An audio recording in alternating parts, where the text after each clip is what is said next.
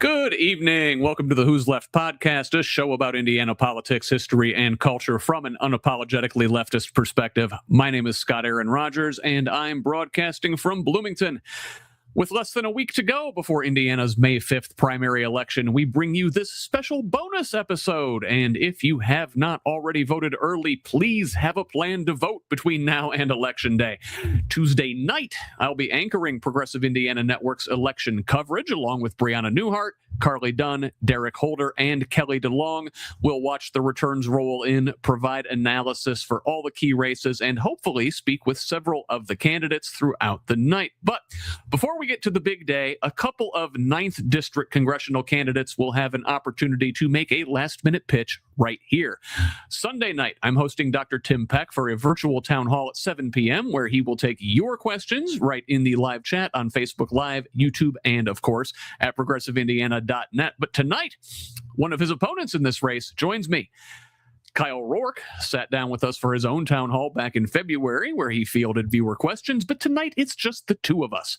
The former UAW assembly line worker, Navy Reserve officer, and Purdue engineering graduate is running as an explicitly moderate candidate in the mold of Joe Manchin or John Fetterman, arguing only he can sway enough Republicans to actually win this district. Now, we might have differing viewpoints on things, but we'll hear him out and talk about his top policy priorities, including affordability, infrastructure, government reform, and education. But before we get there, you know the routine. This is an independent media project. We don't paywall content. We certainly don't have any billionaire benefactors. Only individuals like you keep this thing going.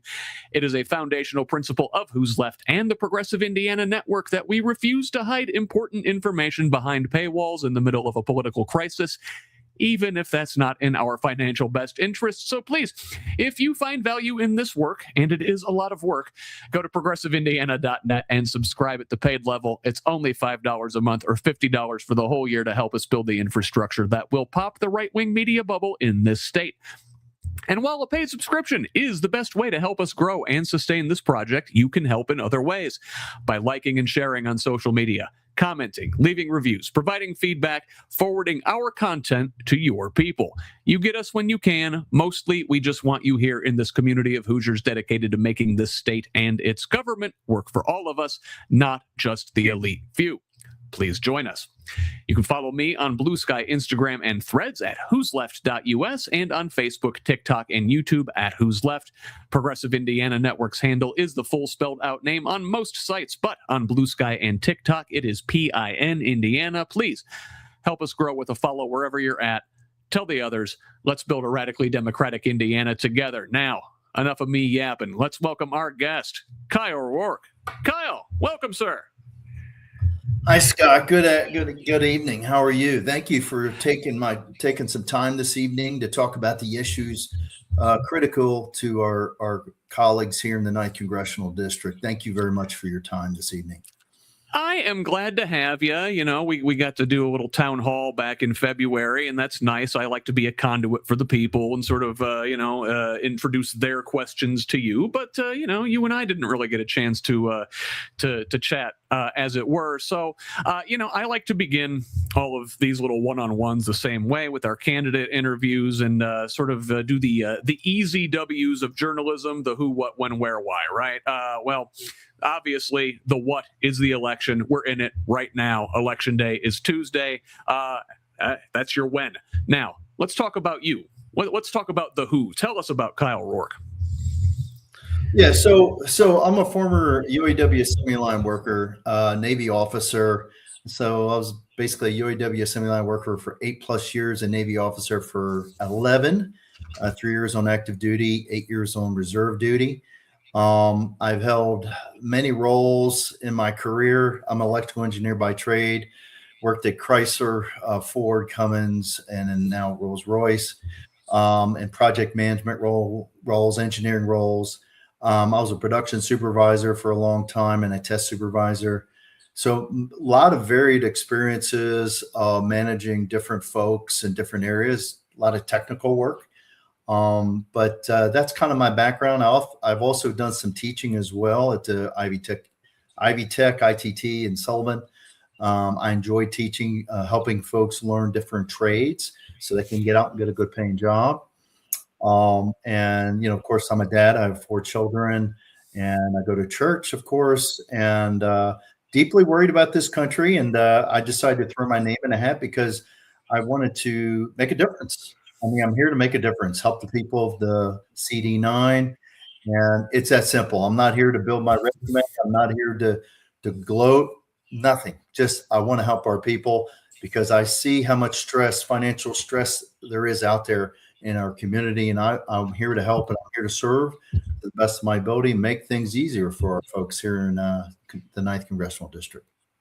Yeah, let's talk about the 9th a little bit. I get to the where. This is my district. I'm up here in Bloomington, kind of at the fringes of the 9th, which is a very, very large district. We talked about this a little bit before we went live. Every time I find myself going out there into the 9th, and, like I said, it's huge. I learn a little bit more about it every time. As someone who's been traveling all over the place, meeting people during this campaign, what's something maybe you didn't know about the 9th beforehand, a hidden treasure, a nook or cranny that the folks maybe don't know about? A milk or cranny or something the folks don't know about. That's a tricky one. I mean, obviously you have Bloomington, which is a very, kind of urban, suburban area. Of course, it's growing in populator. Go Hoosiers. We won the NCAA championship this year. That was just unbelievable. I still can't believe it. I still can't either. I mean, year after year, it's like, oh my gosh, they're getting beat again. When are they going to change? And they did it. It's good. It's hard to believe. But anyway, I digress. So it's a very interesting part. I mean, a lot of the urban areas are kind of sprawled out, right? You got basically Bloomington, the northwest corner of the district, and then you got basically Clark County, closer to Louisville, and then you got Dearborn County, the metro area of Cincy. There's a kind of the higher populated areas. And then in between that is you got the rural parts of the district, right? Scott County, where the farm country is, right? Those rural areas. And it's just a world of difference, right? But the culture or the pace and how things work, in terms of education, attitudes, culture, world of difference between, Jackson County, Jennings County, Scott County, and then you go into Monroe County. You see these big differences across just a small half-hour drive, right?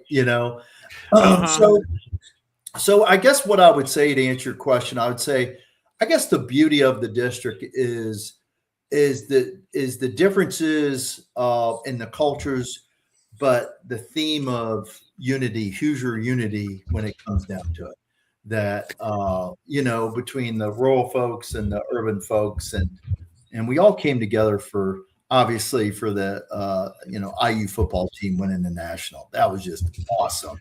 I mean, I don't care if you're in Switzerland or Jefferson or Jackson or Jennings, everybody was just pumped up. So everybody came together for that game.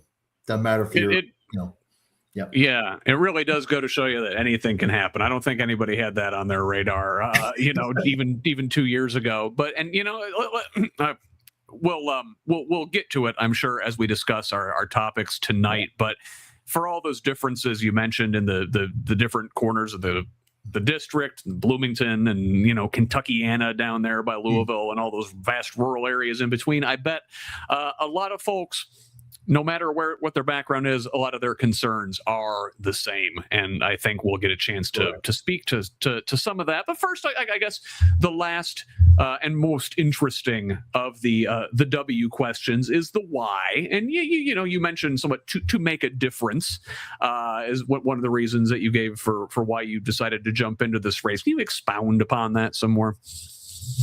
Yeah, sure. No, I mean,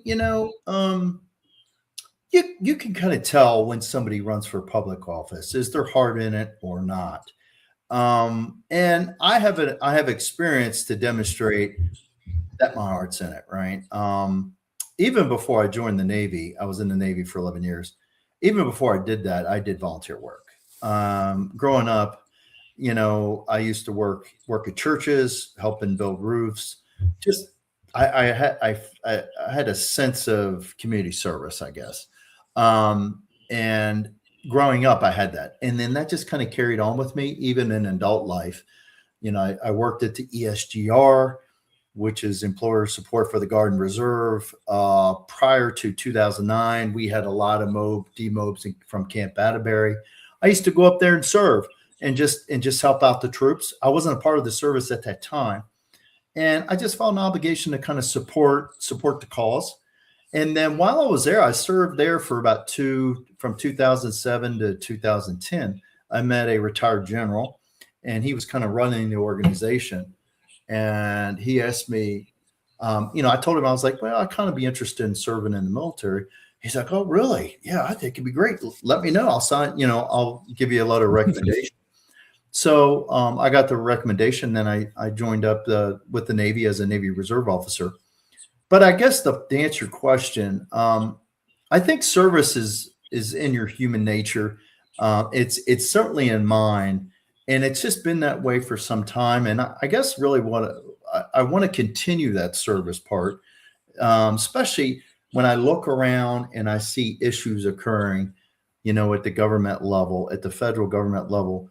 We need to fix our problems. I mean, I am deeply worried if it's corruption or it's debt. Our folks in our communities are struggling to pay their bills. They're working 2-3 jobs. Healthcare costs are up. Minimum wage is at $7.25. I mean, when you get into these type of candidacy positions, you get to learn all the details about what's actually happening. And to think that we have $7.25 minimum wage in 2026 is just mind-boggling. But that's the actual law. That's what it is. And it's really just shocking. And another thing that's shocking too, after you pay $180,000 in gross income, you don't have to pay any more FICA tax. You don't have to pay any more Social Security. That's astounding. So if I make $1 million a year, right, $820,000 is tax-free from a FICA perspective. I don't have to pay any more Social Security. Those type of details are just disturbing because they really should be progressive, right? The more you make, you should pay a little bit more in. And they're not. And so you really get into the details on the tax code and how those folks who are doing very well are doing very well for a reason, because the tax code is doing them a lot of favors. But I hope I answered your question. But, I really think I want to continue my Navy Reserve service. Got out in 2021, and I feel obligated, and I want to leave, God forbid, at some point, I'm going to pass. I want to leave this world in a better place for my children and my grandchildren. Right. Yeah. I want to make them have opportunities that I had. I want them to have good paying union jobs. I want them to have good paying union, whether it's union or non-union. I want them to have good paying union jobs so they can take care of their family. They can feed their family. They can go on vacation. They can pay 401k. They can pay tuition for their children to have a better life. That's really what I'm after. When I came up in the 90s, I had a union job, but it was a good paying union job. It was tough. It was a rough job. I was like a borderline Arnold Schwarzenegger type guy. I used to go to the gym all the time. So they used to take advantage of me. I'd go in and they'd say, Roark, go over here. We want you on the hardest job in the plant because we can't keep anybody on that position because everybody goes on that job gets hurt. So we throw you young guys on the job because you never get hurt. There's tons of energy. So they used to do that to me, but at the end of the day, I'd really made good wages. I mean, I was making, this is 1991. I was making $14 an hour in 1991. And you think back, you're like, whoa, that was a lot of money back then. And then of course we had time and a half. I used all those earnings to put myself through college. And then once I got my degree, and then I moved into management, and I got my first engineering job, and I got a supervisory job and kind of moved on from there. But without those good paying union jobs or good paying jobs in general, I don't know. It would have been so much harder to get through everything because everything's expensive. At that time, you had to pay your tuition. You have to pay books, room and board. You got to pay all these different fees to get through school. And things are expensive. And my family wasn't rich. I came from a middle class background. My dad was a security guard at Chrysler. He was an ex-police officer as well. My mother was a meat cutter, and they didn't have the money to pay full tuition. They just didn't have it. But my dad did help offer an opportunity to get a job, a good paying union job. So that's what allowed me to have that springboard to get that upward mobility. And so that's what I want upward mobility for folks who start out at the lower economic levels. And I want to give them the opportunity to kind of springboard up if they so choose to do that. A lot there. And, I think one of the things you said is that, you want to leave the world a better place for your kids and your grandkids. And I think that's something that just about anybody that you're going to talk to is going to agree on. We're going to disagree maybe on how we get there. Sure. But I think we can all agree on that. Now, so I guess I want to dig into some of our, policy prescriptions here a little bit. And on your website, you mentioned your top issue. Your top three issues actually are affordability. And obviously, you've got more policy ideas than or more issues that you want to tackle than just that. And we'll hopefully get into some of those. But I think just let's start on affordability because that does seem to be the primary driver of a lot of folks' votes right now. What just about everybody's concerned about. Obviously, you've got $5 a gallon gas now at this point. The energy costs percolate through the entire economy, so that's going to be a big drag on everything.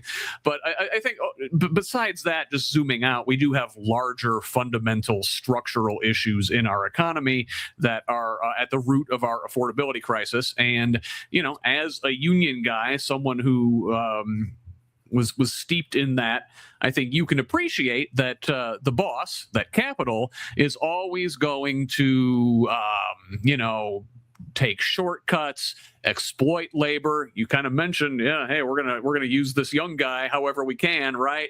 They're gonna seek to maximize their profit above all other things. And really, I think at the end of the day, our affordability crisis comes down to the concentration of capital economic power. Yeah, absolutely.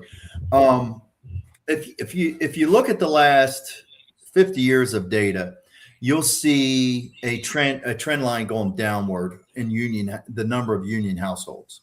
So from like 1976, for example, at that particular time, I can't remember exactly the number, but you had probably 60% of the households were union represented or something like that. But you've seen a trend line down the last 50 years down to 2026, right?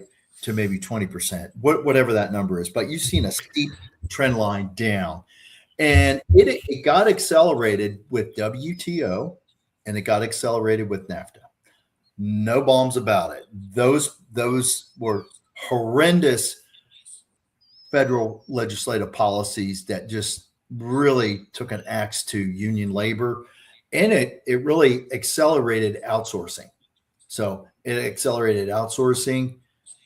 Hey, let's move everything offshore, whether it's Mexico, China, and we've been dealing with it ever since. So we've got to get back to resourcing. We have to get back to bringing more manufacturing back in this country. And the CHIPS Act was a start.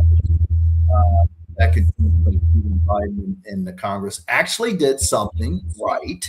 They actually passed a bipartisan legislation called the CHIPS Act. And that's basically requiring semiconductor fabrication manufacturing units in Ohio and Arizona get built and they get subsidized because they realize 90% of the global supply, semiconductor supply, is in Taiwan. Mm-hmm. Right? If China invades Taiwan, what are we going to do with chips? Right? We need semiconductors are almost everything we make, almost. I mean, but it would really cause a collapse in our economy if all of a sudden we said, hey, no more chips from Taiwan, TSMC.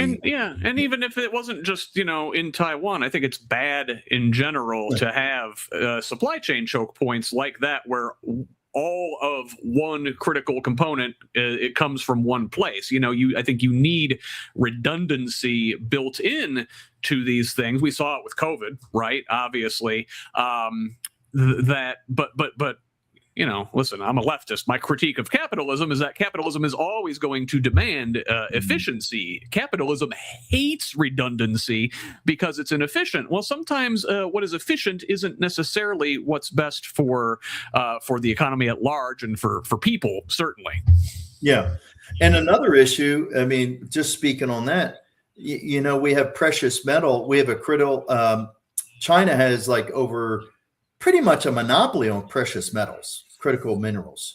And that is causing another supply choke point with providing critical minerals for like jet engines, precious metals, manufacturing equipment. If we can't make jet engines, we're in trouble because jet engines are used on all our aerospace products, right? Or even in civilian, whether it's Boeing or, any defense application. We need precious metals, and if China is basically in pretty much a monopoly, I think they have like 90% of all the supply. We need research and development very quickly to look at alternative metals to maybe supply those critical functions to those manufacturers. And I don't know that we're supplying enough federal dollars to support those research activities for those alternative metals that basically do the same function as those, like titanium and some of the other precious metals that China supplies. But that is a major problem that we need to deal with quickly because that impacts our economy, and it will for some time until we come up with alternatives to that. Yeah, so we're talking about sort of the inputs side of the market and the supply chain. Let's talk about labor a little bit. I think you mentioned at the top the minimum wage is stuck at $7.25. It's been there since 2009. It's a travesty. Certainly, we need to raise that so folks can live. It's about time the working class had a raise. I want to say if wages had kept up with productivity since minimum wage reached its peak spending power in the late 1960s, minimum wage would be something like $25 an hour right now. Now, there's some candidates out here who are suggesting that that's where we should be. I've heard 22, I've heard 28, I've heard 17, I've heard 15. Where are you on this? Where should the minimum wage be? What can we actually get, and how do we get it there? Yeah. I mean, in a perfect world, I'd be shooting for $18 to $20 an hour because I think that's where it is. But I don't think we could get there because of the political realities. I think we'd ultimately end out at 15. And the reason I say that is because Virginia just passed a $15 an hour bill, minimum wage bill. And I think that's probably closer to where I think we could actually be. But to your point, we really need to be at about $18 or $20 an hour. I mean, to keep up with inflation, because if you extract the $7.25 out for cost of living, you're probably at about $25 an hour. If you do the numbers. This is just plain math. I want to say here in Indiana right now, a living wage, what it would cost for somebody to rent an apartment and have enough to get by, you need at least like $22 an hour to get by. And so, like, I guess just from a you talk about what you think we can get and what we should get, isn't the right strategy there, the right tactic be to like ask for the moon? You aim high, be like, you know what, it should be 30, and then if you can, if you get to the 18 or 20, great, right? Like, absolutely. I mean, I totally agree with you. Yeah, I mean, in a perfect world, You take the 725, you'd extrapolate it out. It's just basic math, right? Actuary science. You get $25 an hour and you're like, oh, boom, based off actuary science, we should be at $25 an hour. And you start there. And then as a legislator, sometimes you got to negotiate. You got to work the problem. Rarely do you sing Kumbaya. You get 400 some members together to say, all right, we're going to do $25 an hour. The only time that happened was what? The Epstein file, the Epstein transparency. And even then, only when there was no other option on the table, right? And that's when they said, oh, I better sign up for this or I'll be in real trouble. Yeah, you better. But yeah, I agree with you. You need to start. I'm a numbers guy. So the reality is it should be at 25 an hour, but do I think politically we could get there? Probably not. We're probably more likely going to get 15 to 18 an hour if we could even get there. I mean, I guarantee my Democratic colleagues have tried to get a minimum wage bill on the floor. And obviously with Republicans controlling both House and Senate, it's almost impossible, right? They don't even want to talk about it. So, yeah, I mean, you could say the same thing about congressional pay. Congress hasn't got a pay since, I think, 2009. And I know nobody wants to talk about it, but they haven't had a pay raise either. So at least their base salary, they're doing fine with the insider trading generally. I didn't want you brought that up. I thought you were going to bring that up later. Roll that up now. Yes, I am a proponent of a Transparency Act, no stock trade act. So I'm definitely for that. Some say it's a swamp, but it's really a sewer there, and it's unfortunate. It's terrible. I mean, once you become a congressional rep, you should put your stocks and bonds in your portfolios away in a hidden account, and you don't have access to trade while you're in that office. That's the way it should be, but that's not the way it is right now. Yeah. So I want to stick on the affordability thread, when we're talking about the minimum wage and how you can't afford to live on that. And obviously gas is $5 a gallon right now, and you've got consolidated corporate power, so they can basically set prices wherever they want. There's not a whole heck of a lot of competition. One of the other primary drivers of the affordability crisis is our out of control healthcare spending. And, for the United States, our outcomes are not as great as some other countries, and our costs are way higher than anywhere else in the industrialized world. And I've seen the studies. They say that single payer Medicare for all is going to be the most cost-effective way to organize a healthcare system. And we've talked about this here on the debate the other day, I think at our town hall previously, and I don't think you said you supported single payer Medicare for all. Now, is that one of these situations where it's like, well, I'd like to get that, but I don't think we can get that? Or is it, I just don't think that's the way we should set up our healthcare system? Well, I mean, I think about what we have versus what we want. So we currently have access to ACA, but unfortunately the ACA the price points are out of reach. So the subsidies weren't extended.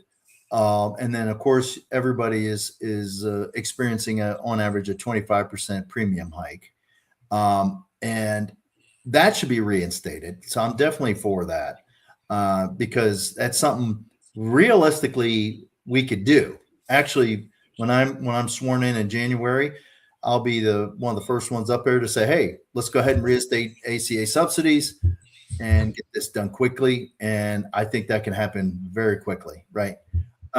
Relative to Medicare for all, I looked at Japan's program and their proposal, and they have kind of a single payer Medicare for all type program, universal healthcare.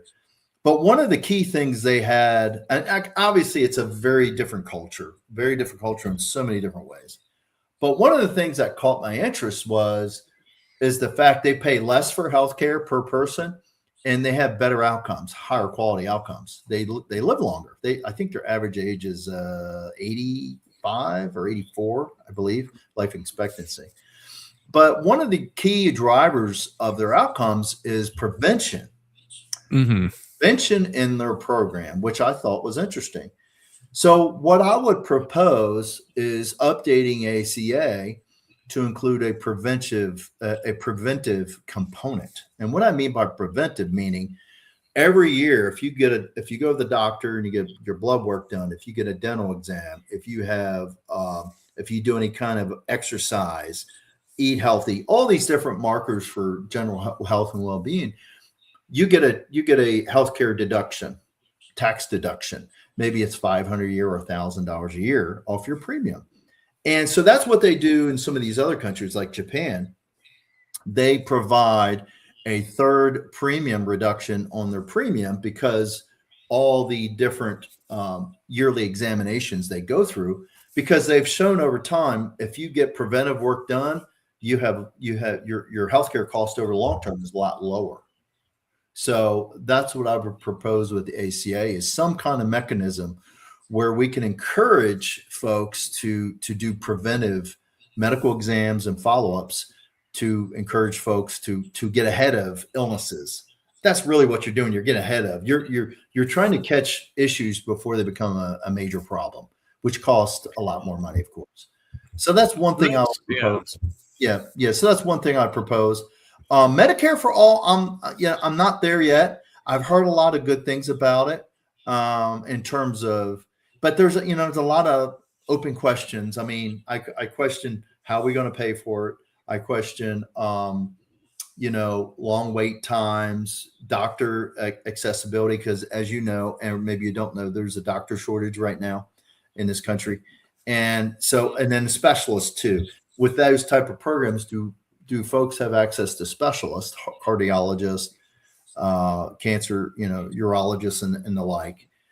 So I'm deeply concerned about the cons of Medicare for all, but not necessarily the pros, but the cons. The pro, there's a lot of pros to it, but there's a lot of cons as well. So I'm not there yet, but I need to think on that a little bit. I need to consider that downstream. Yeah, and just I would say, like we have those problems now. We have wait times now. We have a hard time getting a specialist now. You could wait a year to find a primary care physician now, just given the doctor shortage. And I guess that's a supply issue that can sort of be dealt with separately. And maybe we won't talk about that if we talk about education, sort of your push for STEM education specifically.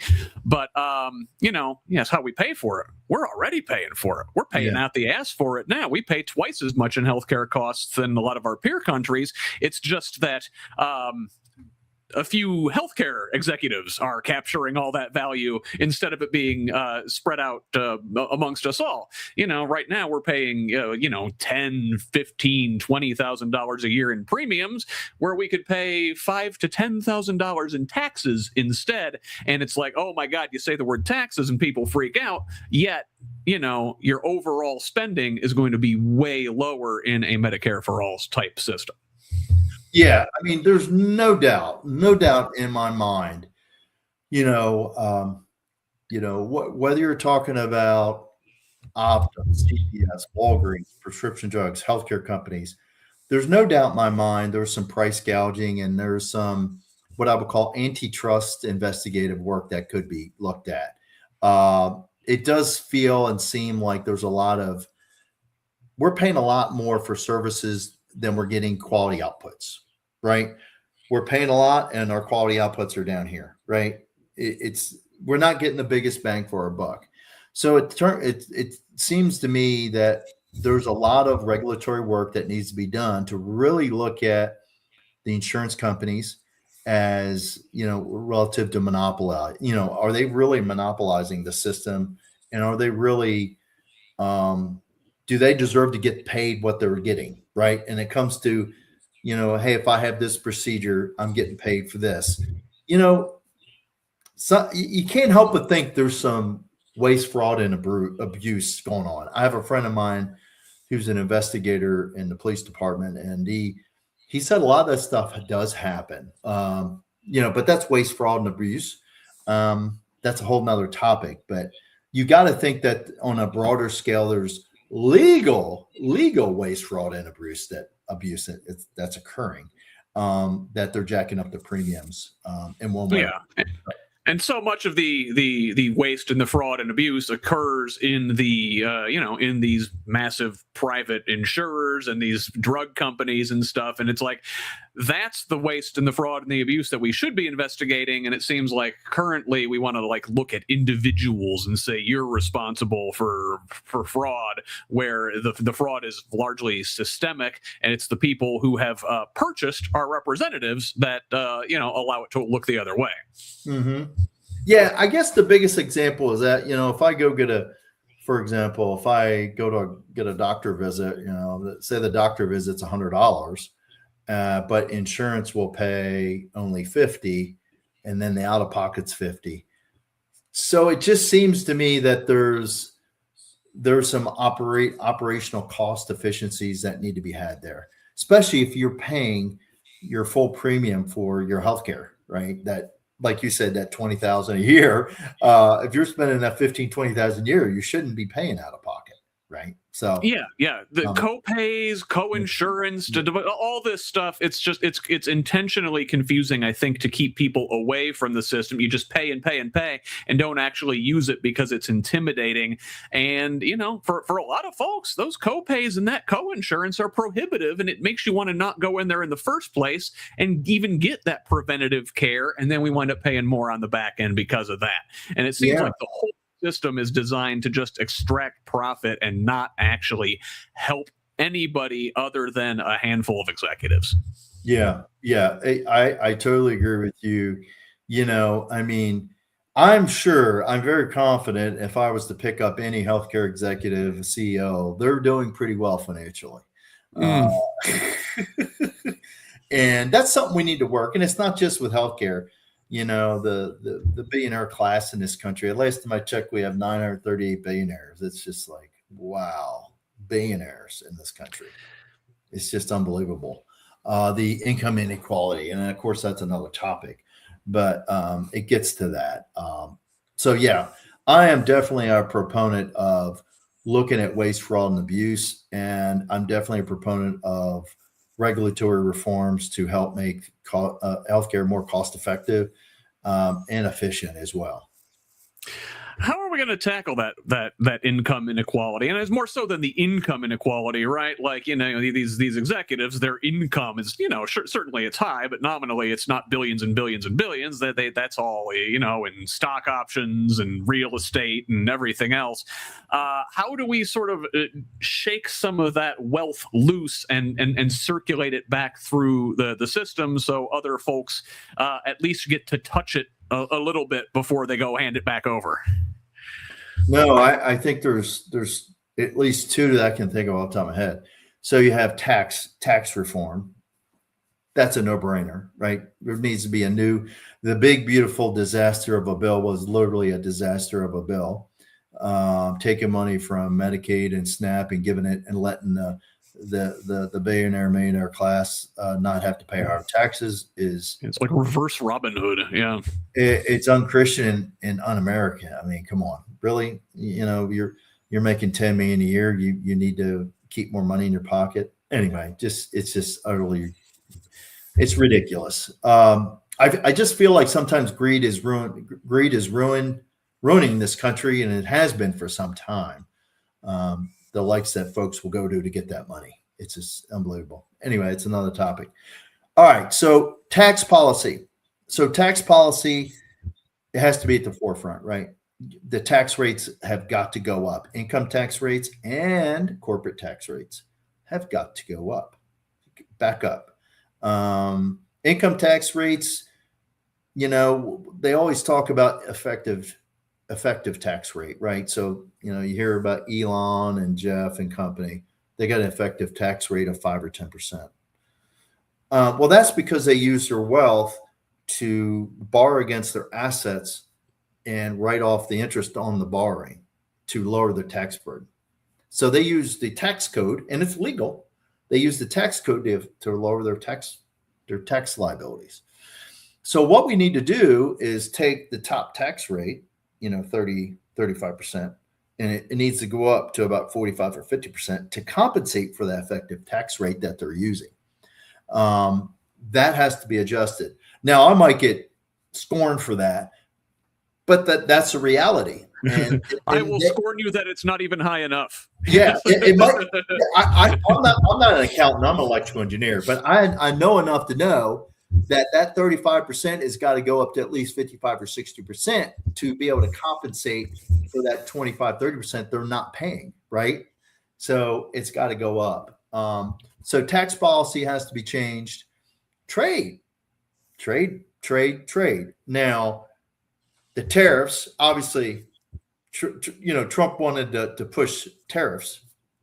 Obviously, he did it the wrong way. He went through executive order instead of going through Congress like you're supposed to. He got his hands smacked on that deal.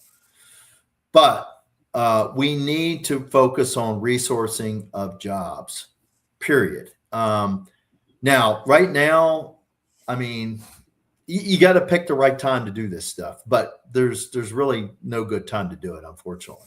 We have to start bringing manufacturing jobs back. And we really have to start prioritizing made in America once again.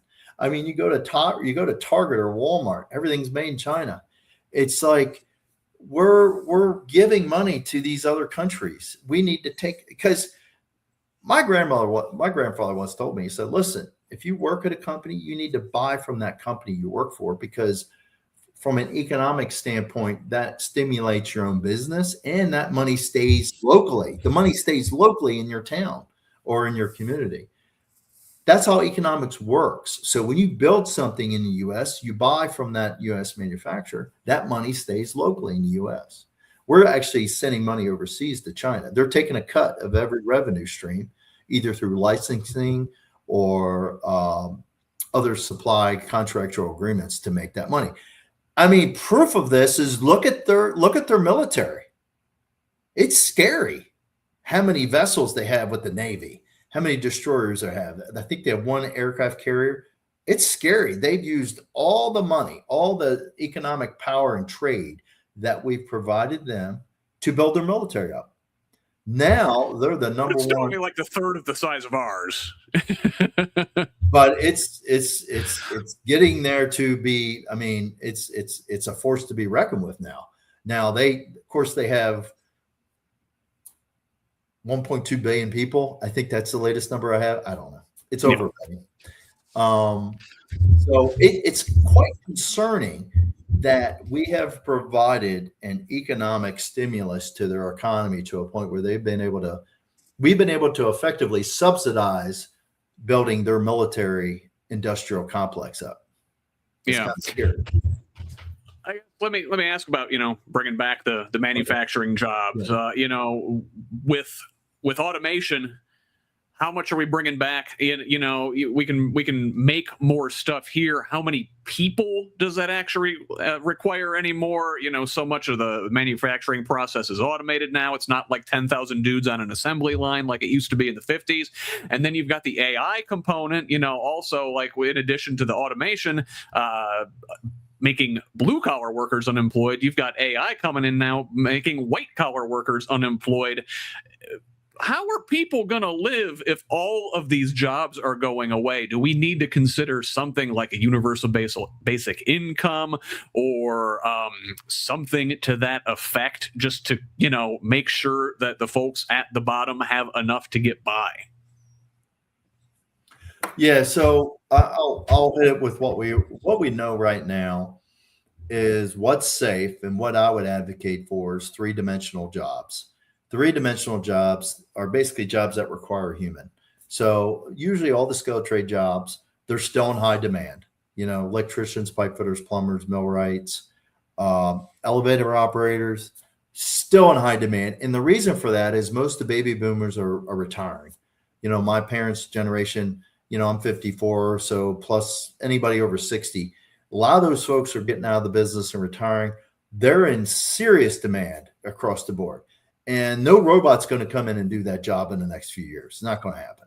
So skill trades, that's why I'm big on skill trades training. I actually did a brake job as a video. I don't know if you had an opportunity to take a look at it. It got a lot of likes. Everybody was like, whoa, our congressman's actually changing brakes. That's really cool. Actually, I did the brake job. So skilled trades training, also medical jobs. They're dying. They're always looking for nursing, phlebotomist, any type of medical field, always looking for folks to do that work. And I would advocate for low interest or merit-based loan forgiveness for those type of roles because they're in such high demand and they pay well. Okay. So I really pushing for folks to go into this field. Those fields, the other fields that are impacted by AI, I mean, we need to start to look at universal basic income. I mean, down the road, because AI is already starting to impact certain jobs. I haven't seen the latest numbers yet, but it's coming. It's coming really fast. And unfortunately, I think we could slow it down, but we can't stop it. And here's why. Because Russia, China, other countries are going to be doing the same thing. So we cannot be left behind when it comes to our military industrial complex and competing in other countries.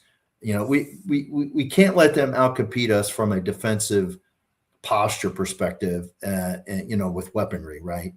We can't let that happen. So we have to kind of keep up with what they're doing. But from a basic universal income, I think we need to look at that. We need to look at the unemployment rate, right? Once the unemployment rate starts to go up and it's, AI is taking over these jobs, we need to start looking at that and provide that if the data warrants that. When unemployment rates start going up and folks aren't getting opportunities, we need to really consider that and look at that. Absolutely. Yeah, and we say we want to push folks into these high wage fields and things that can't be replaced. Like obviously, the plumbers and the pipe fitters and the millwrights and all that stuff that you can't. Roofers. Like the AI is not going to get up there and climb on the roof. And lay shingles, right? Like. So yes, we need like those blue collar jobs and also those like what I like to call pink collar jobs, right? The care economy. Like my wife is a nurse. They never have enough people. So much of that is like you get these private companies and these nursing agencies and the hospitals and stuff. They don't want to pay to have enough staff. Maybe we can mandate certain minimums and say, hey, you need this many people, and then we have to pay them this much. It's going to be incumbent on, I think, the government to make sure that we have enough jobs, well-paying jobs for folks throughout, and just say, hey, these jobs all deserve a living wage. Otherwise, you're gonna have large amounts of idle masses, unemployed, without work to do. That's how you get revolution. That's how you get guillotines. There, Kyle. I got a story. My grandfather was raised during the Great Depression, and let me tell you, he told me some stories. He was like 14 years old in the early 30s. And he came home one day and his dad was crying in the backyard because he didn't know how he was going to feed the kids. It was scary times. Unemployment was like 22%. It was crazy times. That was one situation. Another buddy of mine, whose dad was a kid during the Depression. He used to stand in the food lines with his parents in Detroit, and they used to experience fighting and a lot of arguing and bickering and over food in Detroit. So yeah, it was very scary times. And I tell you, this AI could get to that again, and it's scary. And we got to get our arms around it really quickly. And I don't see enough of Congress doing anything about it, to be honest. I don't see any hearings happening. I don't see nothing. That's one of the things I would push as a congressional rep is let's start some hearings. Let's get the facts on the ground. What's really happening, and let the public know and start to develop some legislation to deal with it. It's like the tech oligarchs. They have purchased the services of both sides of the aisle to ignore these things, so they can capture all of the value that comes from automating away everything. And yes, then you have these large swaths of the unemployed, starving masses, Yeah. because while they have their bunkers, and and another thing, we don't have enough electrical engineers in Congress, and I am one, and I know what they're doing. I know what they're doing from a technology standpoint. So does like Thomas Massey. Of course, he's Republican, but at least he knows what they're talking about. Most of the folks in Congress don't have a tech background, so they don't, they could be, waving a magic wand in front of them, and they were like, huh? I don't know what you're talking about. Lawyers, and actually, law is one of those jobs where AI is becoming increasingly very good. AI can write a half decent legal brief. Yeah. Yeah, a lot of lawyers are going to be looking for opportunity. That's scary for the legal field, right? I mean, can you imagine just spending a couple $100,000 on a law degree? Now, all of a sudden, you're like, oh, well, I can't get a job now. I couldn't get a job before. Now I really can't get a job because you've been placed with AI writing legal briefs. I went to school for computer science. It was 20 years ago. Never actually used my degree in computer science. I spent most of my life in blue-collar work, stuff that I wouldn't have needed a college degree for. Coders don't largely exist anymore. You can get with decent prompting AI to like write entire apps for you. It's impressive, but also scary. Yeah, we need folks doing things that the machines can't do, taking care of each other ideally, and we need government to mandate that those jobs taking care of each other deserve a living wage, and it's going to require vast amounts of regulation, and capital doesn't want to hear anything about regulation. My position is we need AI regulation. Got to have it. Not just from the worker labor issue, from just doing away with all the labor jobs and all the opportunities, but even data centers, right? We need value proposition for the communities. We need to understand, what's in it for the community, and transparency, right? What are we going to do for community, and who's doing what? What company's providing the funding for the projects? And we need oversight. We just need those things in Indiana. Yeah, absolutely. And if we're building them with renewable energy, great. That's more renewable energy jobs. That's what we need. If we're building with closed loop systems, that sort of takes care of the water issue. And like you said, with the tax abatement. The value proposition that you mentioned, if these things come into the communities, they're good neighbors, they pay their taxes. Some of the folks in the communities actually get some of that value returned to them instead of all of it going, off to Silicon Valley or the Cayman Islands or wherever. Then maybe these things might be worth pursuing. But right now, again, it's like there's this Ukrainian phrase that the oligarchs, the people that own all the technology, they view us as the shit they grow their money in, and that's sort of how they're treating us with these data centers. Is they're just taking a dump in our little our cities and our rural areas as well. Yeah, well, I mean, bottom line is, from a state perspective and from a county perspective, some counties are stepping up with moratoriums. So you're starting to see some of that happening from the state perspective, because this is really, at the end of the day, a state issue, because states control the abatements, they control the building permits at the local level. I tell you, they can stop this stuff pretty quickly through local legislation in state and county government. You can stop it pretty quick if they want to. I want to say Maine just instituted a AI data center moratorium. Oh, they did? I didn't hear that. Okay. Yeah. So we just need to have hearings. We need to have transparency. We need to have value proposition. How much tax revenue are you going to provide the community? And then have the community vote on it and say, okay, yes or no. I mean, that's what we want. And that's what our communities deserve here in in the CD9. So. Yeah. You know what, Kyle, I'm so glad we had a chance to talk about all this stuff tonight. We're just we've barely scratched the surface. There's issues on issues and issues on issues that affect all of us, that our government has to deal with, that you would have to deal with in Congress. But we've largely stuck to the economic issues, the affordability, the kitchen tables stuff, as they call it tonight.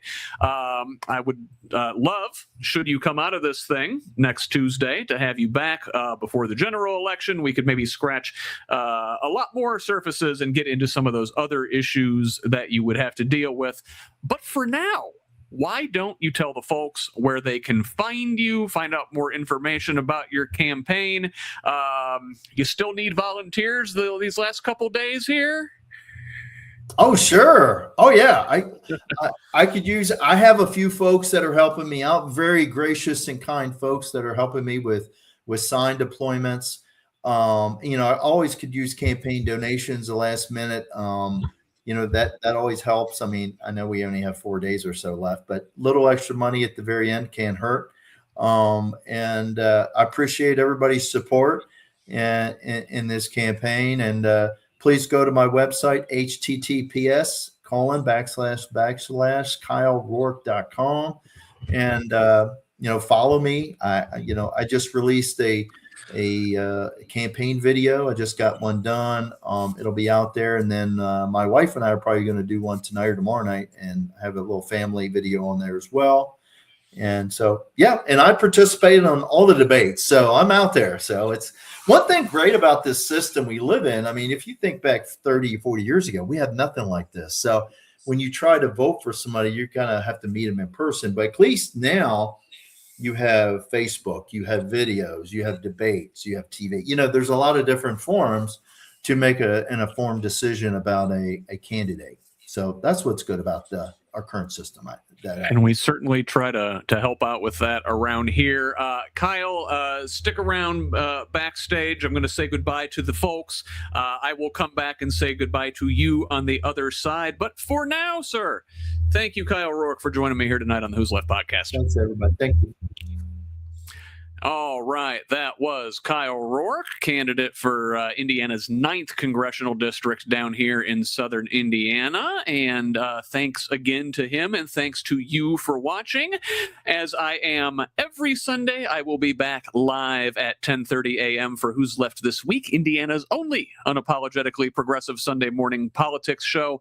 We'll talk about the week's top stories from U.S. and international news to what's going on right here in our neck of the woods and how it is all interconnected. Tune in on YouTube, Facebook Live, and of course at progressiveindiana.net. My guests this week are songwriter, performer, filmmaker, and artist Fred Miller, as well as State House District 81 candidate Sharon White.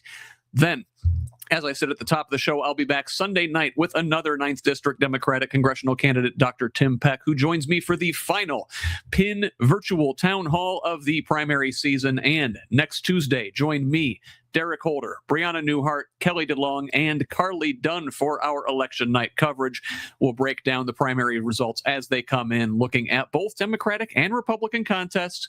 We're going live at 7 p.m. and staying with you all night long. And we can't deliver all of this vital content to you without your support. So please consider contributing to Who's Left and the wider Progressive Indiana Network with a paid subscription if you're able. This independent media project relies solely on the generosity of kind patrons like you to make this information available for free to everybody. Again, that's at progressiveindiana.net. We could also really use a follow on social media at Progressive Indiana Network on Facebook, Instagram, and Threads. Please subscribe to our YouTube channel at the same handle, and over on Blue Sky and TikTok, the handle is PIN Indiana. You can find me on most social media sites at Who's Left. Send me a DM anywhere with feedback, tips, ideas, and concerns, or email me directly at scott@whosleft.us. Finally, please forward the show to a friend and have them pass it on too.